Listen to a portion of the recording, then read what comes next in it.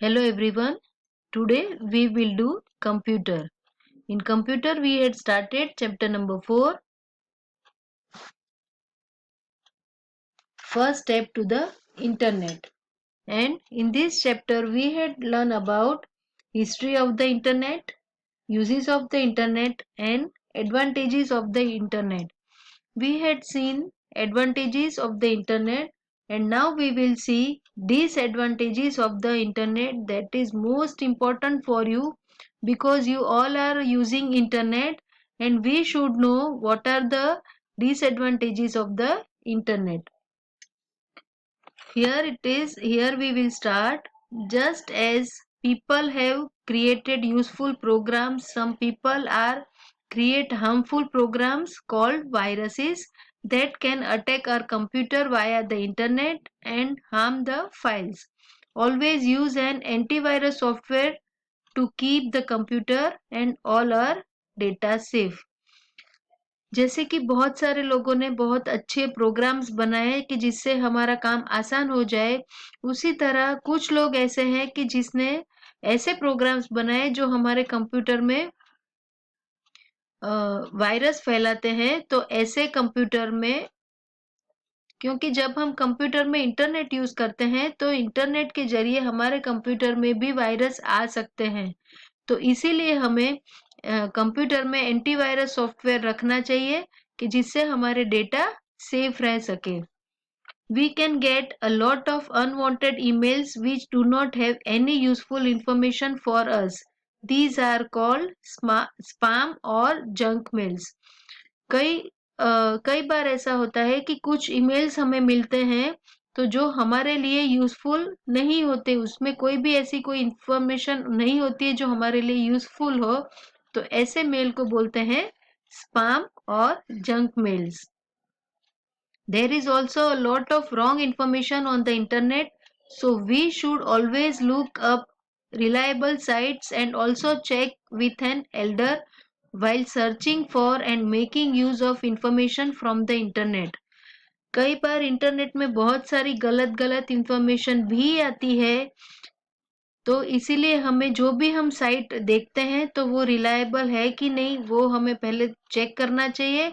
और स्पेशली जब आप लोग इंटरनेट यूज करते हो मोबाइल में या कंप्यूटर में, तो आपको हमेशा जब भी इंटरनेट स्टार्ट करो अपने किसी एल्डर यानी कि आपके पेरेंट्स को या आपके बड़े भाई बहन को आपके साथ में बिठा के फिर करना चाहिए, क्योंकि आपको हर एक साइट का पता नहीं होता है। तो कौन सी साइट आपके लिए सही नहीं है, तो वो देखने के लिए आपके साथ किसी एल्डर को भी बिठाना जरूरी है। When we reveal personal information such as our address, our father's or mother's bank account number, credit card number, or any other details on the internet, it is possible for a third person to steal that information and misuse it. Be careful and always take the help of an elder while entering personal information or buying things online. जब हमें कभी भी कोई भी ऐसी information जहां पर हमें पोस्ट करनी है कि अपने मम्मा और पापा का बैंक अकाउंट नंबर या क्रेडिट कार्ड नंबर और कोई भी ऐसी डिटेल्स हो जो आप लोगों की पर्सनल डिटेल्स होती है, तो ऐसी कोई भी डिटेल्स आपको इंटरनेट पे नहीं डालना चाहिए। और ऐसी अगर कुछ भी चीज आप इंटरनेट में डाल देते हो तो उससे कोई भी थर्ड पर्सन चोरी भी कर सकता है या तो वो इंफॉर्मेशन से उसका मिसयूज भी कर सकता है। तो इसीलिए मैं बार बार यही बोलती हूँ कि जब भी आप इंटरनेट का यूज करो किसी एल्डर को ही अपने साथ लेके बैठो और ऐसी इंफॉर्मेशन डालने के लिए तो आपके एल्डर को या आपके पेरेंट्स को ही बोलना है कि इसमें ये इंफॉर्मेशन हमें डालना है तो आप प्लीज डाल के दीजिए। पर आप लोग अपने आप नहीं करोगे क्योंकि आपको ये पता नहीं होता है कि ये क्या कौन सा सही है और कौन सा गलत है। या तो अब अगर कभी भी ऑनलाइन भी अगर अपने आप भी ऑनलाइन कुछ चीजें खरीदते हो तो उससे पहले आपको आपके पेरेंट्स के साथ बैठ के करना चाहिए। Then some people tend to spend many hours on the internet and waste a lot of time, neglecting their studies and other more useful activities. And this is very much most important for you that कई लोग काफी समय तक internet पर बैठ के अपना time waste करते हैं और अपनी पढ़ाई को भी निग्लेक्ट करते हैं, मतलब अपनी पढ़ाई छोड़ के पूरा दिन मोबाइल में बैठ के या तो कंप्यूटर पे बैठ के इंटरनेट पर कुछ ना कुछ देखते रहते हैं, जिससे उनका टाइम भी बहुत वेस्ट होता है, उनकी पढ़ाई भी खराब होती है और बहुत सारी ऐसी आपकी यूजफुल एक्टिविटीज है जिसको आप निग्लेक्ट करते हो। वो जैसे कि अगर आपको कहीं बाहर जाके खेलना हो तो आप वो नहीं करते, नहीं नहीं अभी अभी हम कंप्यूटर पे बैठे हैं, अभी हम ये कर रहे हैं, तो ये नहीं होना चाहिए। जो हमारा रूटीन है, हमारी स्टडीज है, हमारा बाहर खेलना है, वो भी इतना ही जरूरी है। तो बहुत ज्यादातर आपको अपना ज्यादा समय कंप्यूटर पे बैठ के इंटरनेट पर बैठ के वेस्ट नहीं करना चाहिए। Now we will see the new topic, world wide web, WWW। कोई भी साइट लिखते हैं तो उसमें सबसे पहले हमें ये लिखना होता है WWW। Now what is it? The world wide web, also known as the web, is a system of interlinked pages that contain a variety of information that can be accessed via the internet by people all over the world. It forms only one part of the internet. So to access the world wide web you need web browser। ये जो www है, तो वो जब भी हमें कोई site लिखनी है तो उससे पहले हमें ये लिखना चाहिए। इसमें बहुत सारे इंफॉर्मेशन के पेजेस है जो एक दूसरे से लिंक हुए होते हैं, कि ये लिखने से हमें जो भी इंफॉर्मेशन चाहिए उसके बारे में हम ये www के साथ लिखेंगे, तो जो इंटरलिंक पेजेस है उसमें हमें बहुत सारी इंफॉर्मेशन मिल सकती है। और यहाँ पे लिखा है कि the world wide web was developed in 1989 by sir Tim Berners Lee. तो ये www जो है वो किसने बनाया? कि सर टिम बर्नर ली ने बनाया 1989 में। Now we will see to the next page.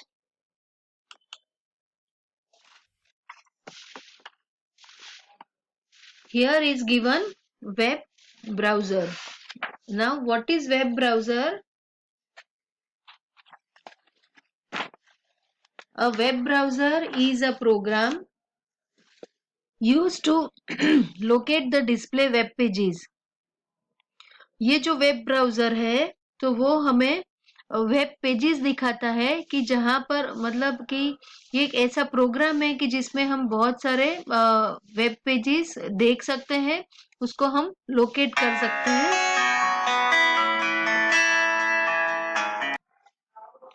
It also helps the user to interact with text, images, videos, music and other information located on web pages।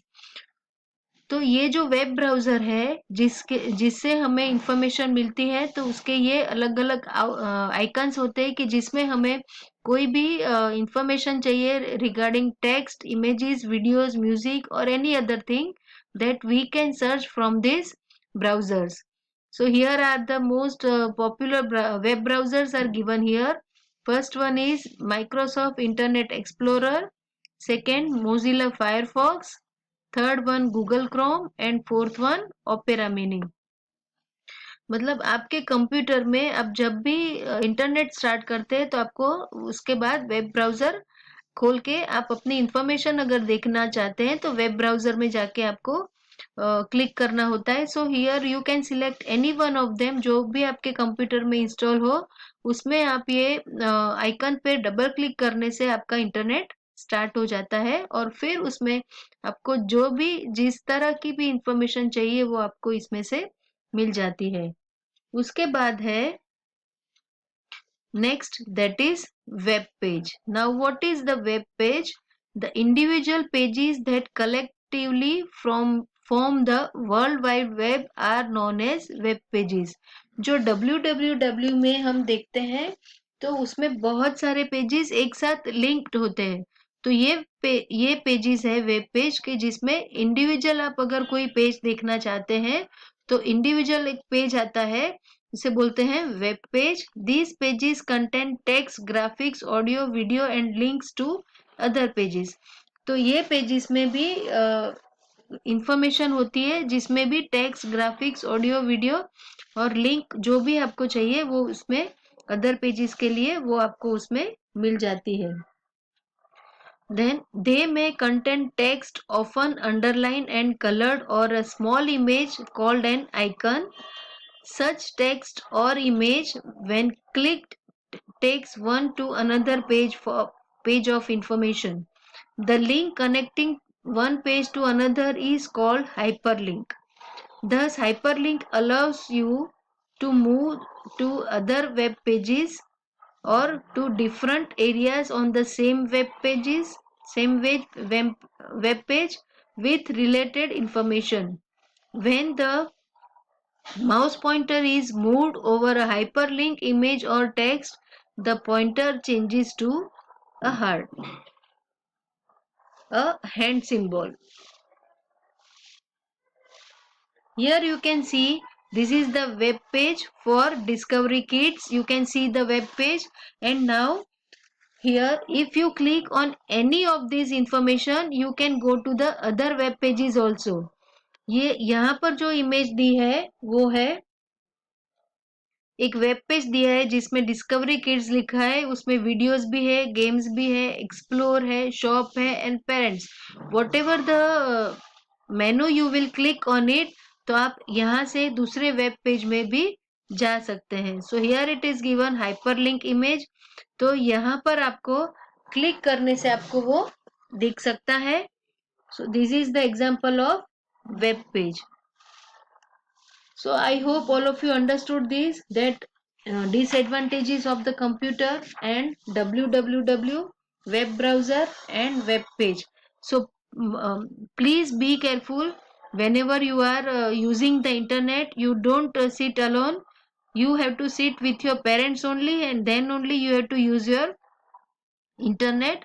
आप जब भी कंप्यूटर में, mobile में internet का use करें, अपने parents को साथ में रखें और फिर ही ये इंटरनेट का यूज करें, ताकि आपको जो भी गलत उसमें दिखाया जा रहा है या आपको जो पता नहीं है उसके बारे में आपके पेरेंट्स आपको बता सके. So I hope all of you understood this, and we will see the next topic in the next period. So all of you will read these pages from the textbook and try to remember these pages. Okay, thank you and have a nice day.